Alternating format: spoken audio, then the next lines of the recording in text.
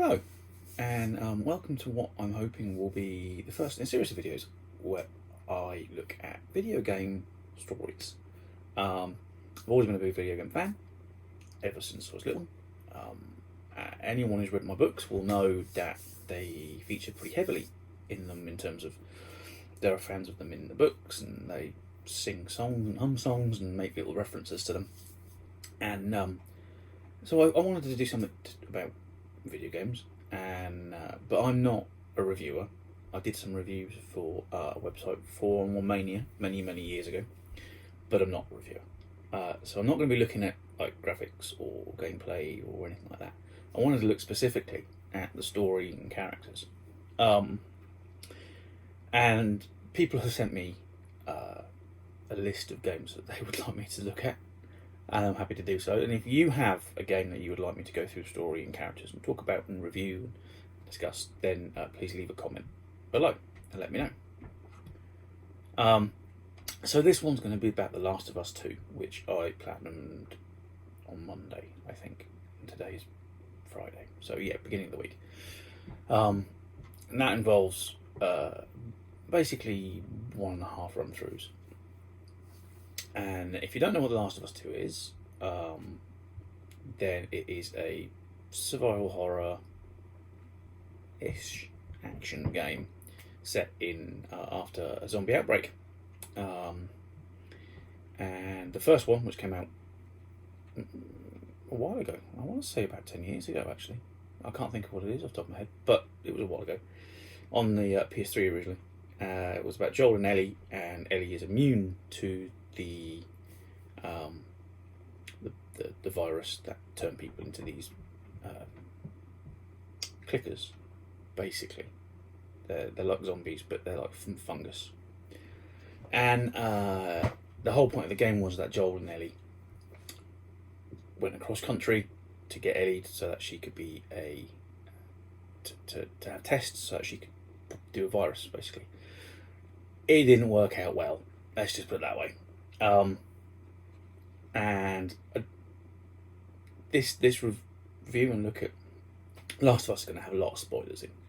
So, if you don't want spoilers, now is probably the time to stop, because there's going to be quite a few. I'm going to break it down into 3 different parts. I'm going to break it down to Ellie and her part, Abby and her part, and then overall what I thought of the story as a total. So, spoilers are going to start pretty much now, actually. So anyone who doesn't know, Last of Us 2, set 4 years after Last of Us 1. At the end of Last of Us 1, Joel discovers that the cure that they were going to take from Ellie will kill Ellie. So he murders everybody in the hospital where they are dealing with Ellie. Like, just everybody. So many people. So Last of Us 2 picks up 4 years later. And Joel and Ellie aren't really getting on brilliantly. They're okay. Ellie, but there's some tension there. They're in Wyoming, in a settlement called Jackson, and they are Joel and Ellie are basically going out separately. Joel's going with his brother Tommy, and Ellie is going with her friend Dina, who kissed her. So there's a bit of a romance thing possibly blossoming there. And they go out to remove zombies from basically the woods around where they are. And that's kind of the first like hour or so. And then you flip over and you play as Abby. And you don't really know anything about Abby at the time, other than she's there. And she's there for a reason. She's there to look for someone. Turns out the person she's looking for is Joel. She finds Joel. Well, Joel saves her life. Joel and Tommy save her life from a horde of clickers. And then Ellie and her, Abby even, and her friends, who were kind of staying in this lodge, Tommy and Joel head back with Abby there, what they think is to safety, and Joel is beaten to death with a golf club, and Ellie arrives just in time to watch it happen, but she is stopped by Abby's friends from intervening. So Ellie's knocked out. Abby and her mates vanish and go off to Seattle, leaving Ellie to deal with the fact that Joel was brutally, and it is unpleasantly, beaten to death with a golf club. And he was also shot in the leg with a shotgun. It's not very pleasant. And obviously Ellie wants revenge, and I'm on board with that. As soon as it happens, yeah, revenge. Go fuck her up. Yep, not a problem at all. Kill them all. I liked Joel. I thought he was a good character in the first game. I liked the game is interspersed with some little flashbacks, so you see why Joel and Ellie fell out, basically, because Ellie found out that Joel had murdered all of these doctors who were going to use her for a cure, and Ellie's furious about it. Even though it would have killed her, Ellie wanted that to matter. She wanted her life to matter. That was her, not his decision, basically. And then, but you don't know that until quite far into the game. Most of the game, you think she has no idea why these people killed Joel. And Joel and Dina, they head off into Seattle, and they hunt down all of the members, basically one at a time, until they find Abby. Oh well, they don't really find Abby. They hunt down all the members, and then there's two. There's Owen and Mel, who were friends of Abby, and Ellie kills them both. And then the game switches, and you play as Abby. Now, by this point, you've already played as Abby before, because you play as Abby when you first meet Abby, way back at the beginning of the game, and you don't really know why she's there or who she's after. But when you flip over, you see the 3 days that Ellie and Dina have just gone through in Seattle from her point of view. So this is 2 weeks after Joel was murdered, and you see it from her point of view. So in the Abby's one, it's kind of she's more involved with this cult called the Scars, and her arc is kind of a slightly different one, whereas Ellie's arc is all about vengeance. That's it. Nothing else matters. Just vengeance. Abby's already had her vengeance. Joel killed her dad, who was one of the doctors who was operating on Ellie, and Abby's been looking for vengeance for 4 years, and has got it. And it has messed her up a bit. She's not sleeping. Her friends who were there with her, some of them were avoiding her altogether because it was deeply unpleasant what happened in Jackson. So Abby's entire story arc is she's already got her vengeance. It's more her story is more about redemption, because she realises that while she's a member of the WLF, the Wolves, who kind of run Seattle, and they're fighting a war with the Scars, who are a cult, and they're murdering one another at an alarming rate. And Abby's saved by two Scars, a young boy by the name of Lev, and his sister Yara, and they kind of save each other.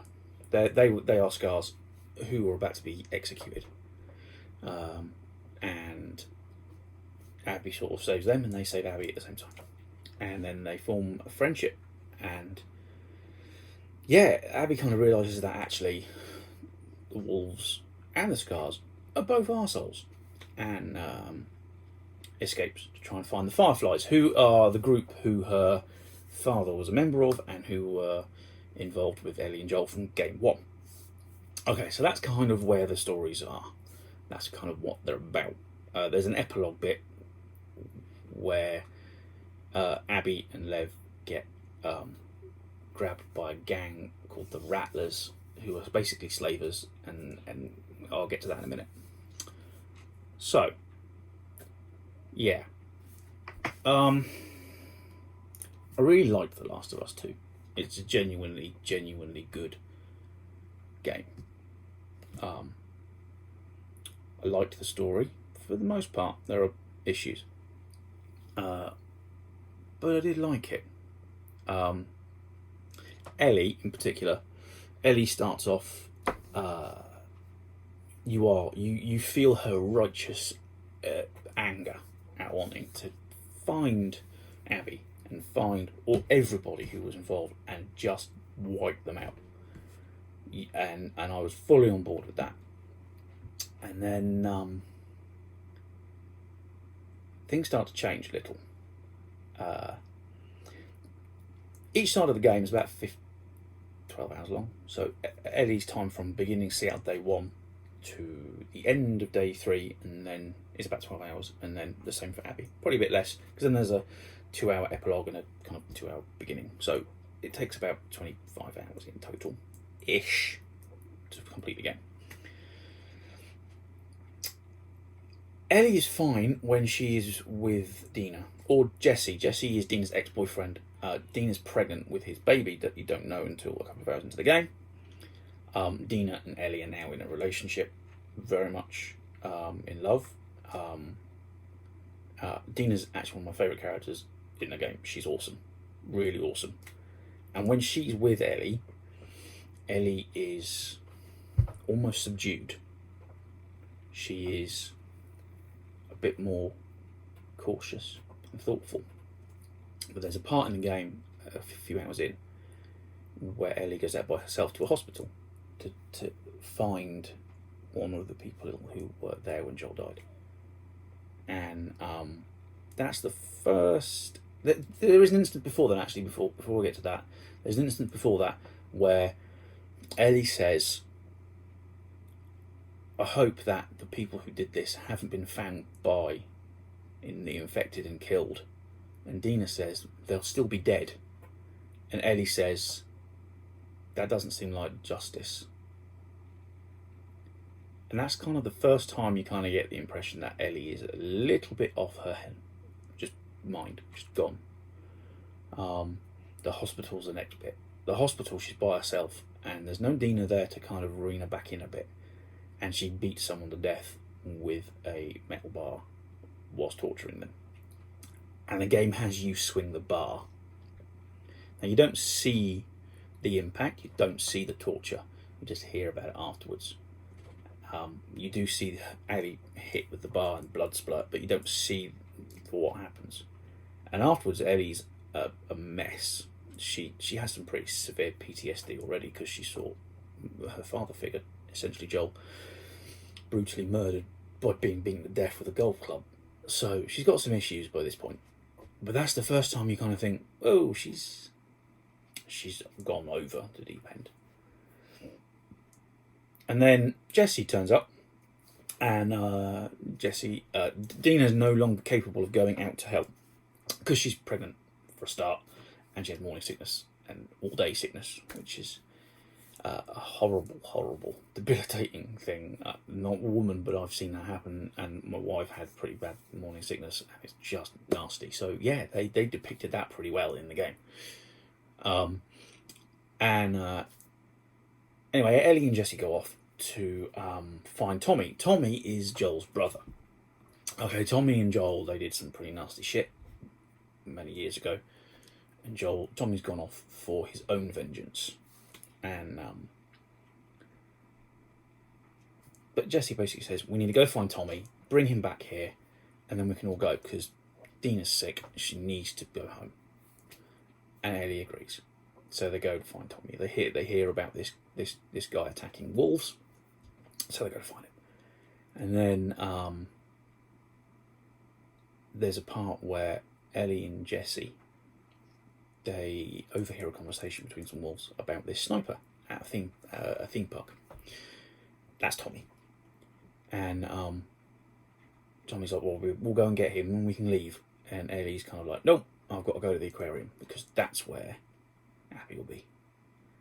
And that's another instance of Ellie putting her need for vengeance above the needs of her friends and loved ones.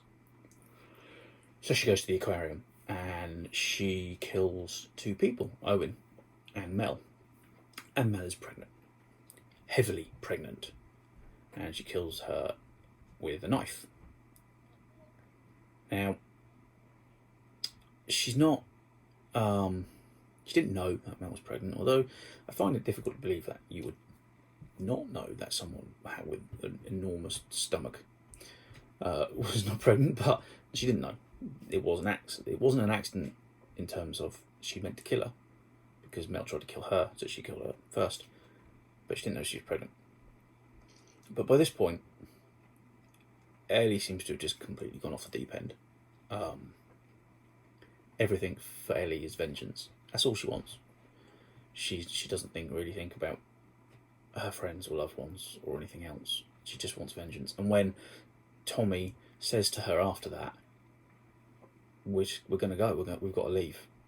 And Ellie says, so Abby just gets to get away with it. And Tommy's like, well, yeah. Because we need to leave, because, you know, they're sick. And you know, people are, you know, we need to get back there. Back to Jackson. Anyway, at that point, as they're getting ready to leave, Abby turns up, kills Jesse, seriously wounds Tommy, and then the game flips over. Now, your enjoyment of this game probably hinges on whether or not you like Abby. And to begin with, wasn't a fan.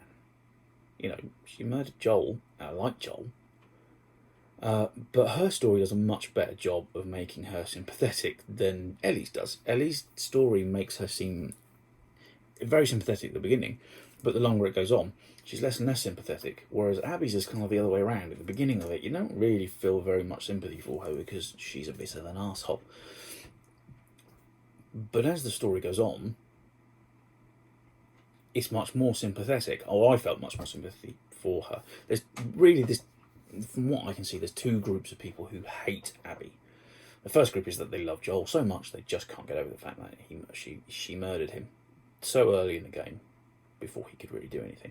And the other group of people seems to be the people who are absolutely obsessed with the fact that her character design is a very muscular woman. And she could probably beat them up. And that seems to be it. There seem to be those 2 groups. And I'm probably being a little stereotypical, but it's true. There do seem to be 2 groups who really hate Abby. And it's either because they like Joel or because they just can't get over the fact that she's muscular. I personally enjoyed Abby's story. I felt that Abby's story showed you more of the world that was there. The characters who were in it were just as interesting as Dina and Jesse. Owen and Mel, I liked Owen. Lev, loved Lev, thought he was great. Manny, loved Manny. Was very upset when Manny died. So yes, I liked all of those characters. And the other thing about her story is that, like I said, it is a story of redemption. She is going to try to help people after she realises that actually everybody's horrible. You just have to help your people, your friends, the people you love. So that's kind of where Abby's story is. At the end of Abby's story, it switches back to a big fight with... well, you play as Abby, you have a big fight with Ellie, you leave her beaten and broken, and Abby says, don't ever come back to Seattle. And that's it. That's where they switch. And then they swap back to Ellie, and it's, I don't know, 6 months later. Ellie's living with Dina, and they have the baby, who was Jesse's baby. And they're living in a farm and raising sheep and very much in love. And then Tommy turns up and basically says, I know where Abby is. and Ellie has some serious PTSD by this point, and she's a bit of a mess. And instead of staying with Dina and living a good life, she can't let it go, and she goes after Abby. Abby, in the meantime, has been kidnapped by a bunch of slavers called the Rattlers, and has just been tortured to absolute hell. Same with Lev, who survived what happened in Seattle and went with Abby to Santa Barbara, where the epilogue bit takes place. And once there, Ellie kills everybody. The Rattlers, just murders them all, but they're slavers, so fuck them. And then she rescues Abby, who's been brutally tortured for weeks, and Abby refuses to fight her, and Ellie threatens to kill Lev, who is an unconscious, unarmed boy. So Abby agrees, and then Abby, unarmed, fights a knife-wielding Ellie, and halfway through the fight, just as Ellie's about to kill her, she realises that she should forgive Joel, and she just stops and lets him go. Okay, a lot of thoughts about the whole thing. First of all, the whole story is about vengeance. Everything is about vengeance. Everybody who's after vengeance absolutely loses everything. Ellie lost everything. She goes back to the farm after trying to kill Abby, and Dina's gone. The baby's gone. The farm's been cleaned out. Ellie has now lost Joel, Dina, Tommy, who is just a complete mess now. Jesse's dead. The baby she was raising is no longer there. She probably can't go back to Jackson because Dina lives there. So she's alone in the world now. And the end of the game is just her walking off alone into the wilderness. Abby got her vengeance, and because of that, every single person who she cared about is murdered brutally. The only person who survived is Lev, and he wasn't even there when Joel died. So Abby's just completely done. And Tommy wanted vengeance more than anything else as well, and because of that he loses his wife, he loses his eye, he can't walk properly. The game is very clear. If all you care about is vengeance, you will lose absolutely everything that's important to you. And that is true. And that seems fair. There's no happy ending. None. There's no happy ending in this game at all. The thing is though, that the game, at the end of the game, I don't want to know more about what happens to Ellie, because Ellie just keeps going down. There's no kind of like, she keeps doing more and more villainous stuff, threatening to murder a small a young boy, threatening to beating a woman to death with a bar, and killing a pregnant woman, caring more about vengeance than she does about her friends and things like that. I think I found all of that very much like she's not really very nice. By the end of the game, she's alone and she's lost everything, and you don't really get a sense of kind of closure from it. You're just like, oh, okay, now what? Didn't really stick the landing in the Ellie part. It stuck a little bit better on the Abby part, because I want to know more about what happens to Abby and Lev now that they've left Santa Barbara, and whether or not they find what they were looking for, which is the Fireflies, who have apparently reformed. But yeah, the Ellie story, I was like, okay, I'm kind of done with Ellie's story now. It's been done. She's willfully given up everything she cared about for vengeance. For vengeance on a man who, if the roles were reversed, she'd have been trying to hunt Joel. If Joel had killed someone she cared about and she didn't know Joel, she would have been trying to hunt Joel in the same way that Abby was. They're the same. They're the opposite sides of the same coin. So is it good? The game's great, and I really liked it. Otherwise, I wouldn't have bothered getting a platinum. The story is very interesting. I really like games where they put lots of little bits in the story itself, so you pick up notes and things to kind of learn more. Bioshock did a really good job with it.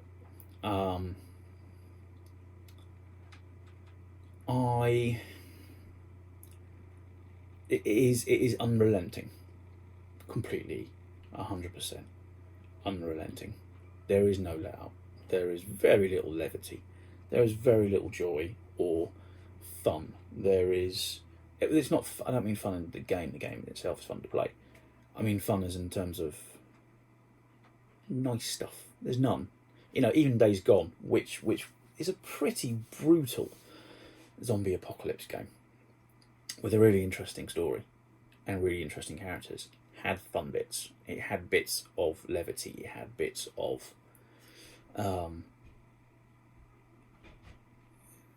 where you could look back and go, okay, that was fun. And now we can go and do some more brutal stuff.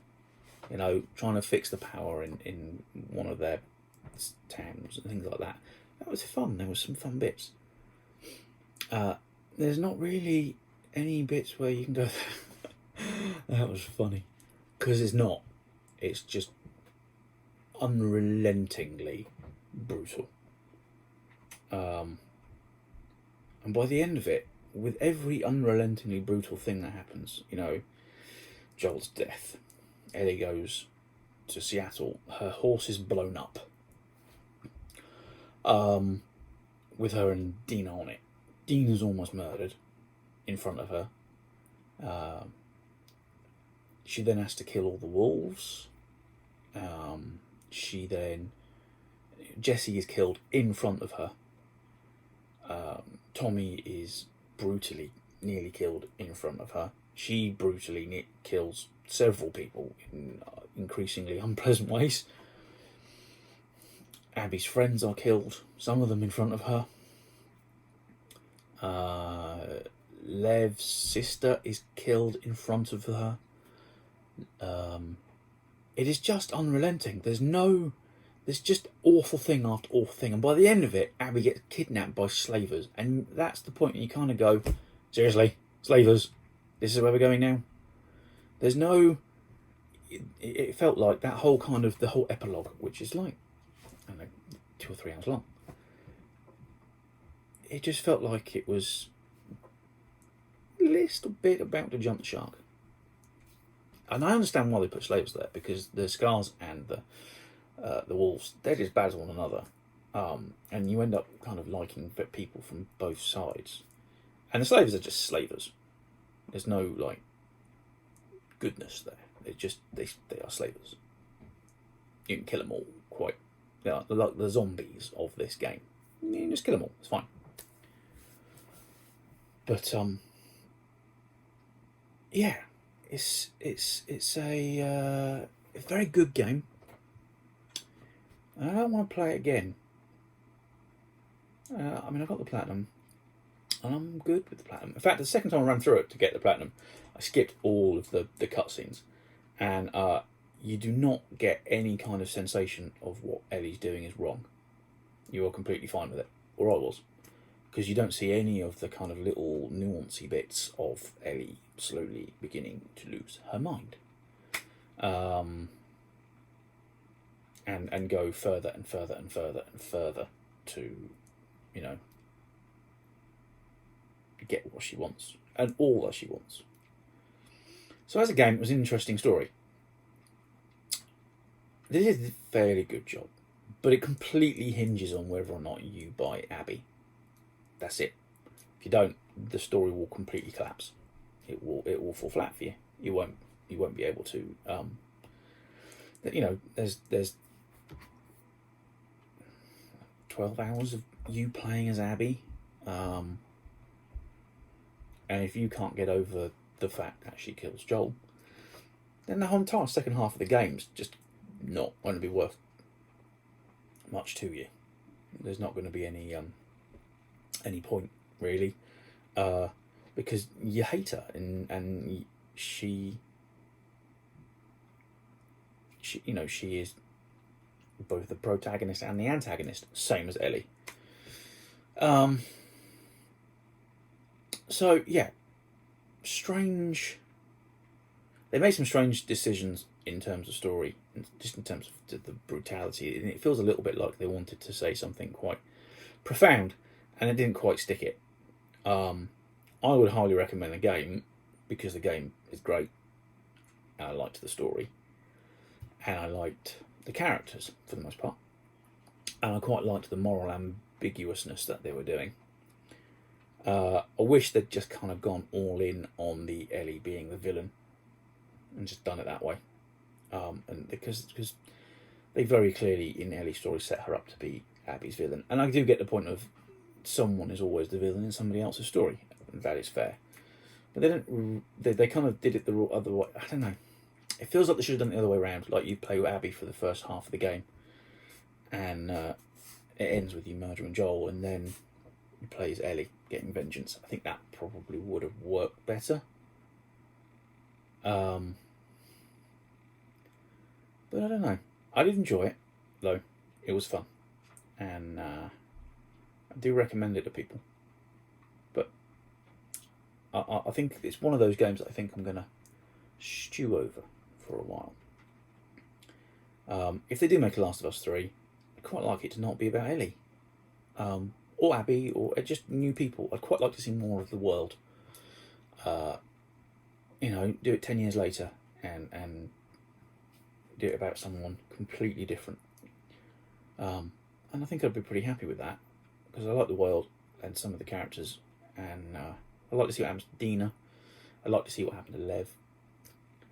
And but I'm not really too fussed about seeing another game with the same kind of group. So, yeah, not as good as the first game, because it's not. The story's a bit less focused, and they were trying for something clever and they didn't quite stick it. But I still recommend it. So, that's kind of the end of my Last of Us. And I know I kind of rambled a little bit in the middle there, but I ramble a little bit in life, so, you kind of get used to it. So, yeah, that's my first review of story. Story review for a video game. And I quite like to do some more, I think. I've got a list of Days Gone, and someone asked me to do Horizon Zero Dawn, and some Assassin's Creed, and what else? Someone asked me to do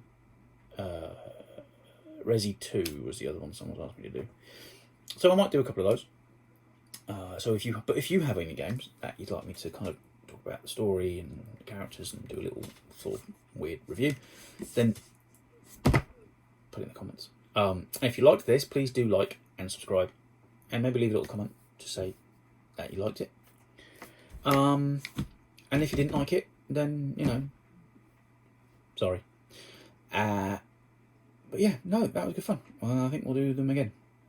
But thank you very much for sticking with me for 33 minutes, and have a good weekend. Bye all.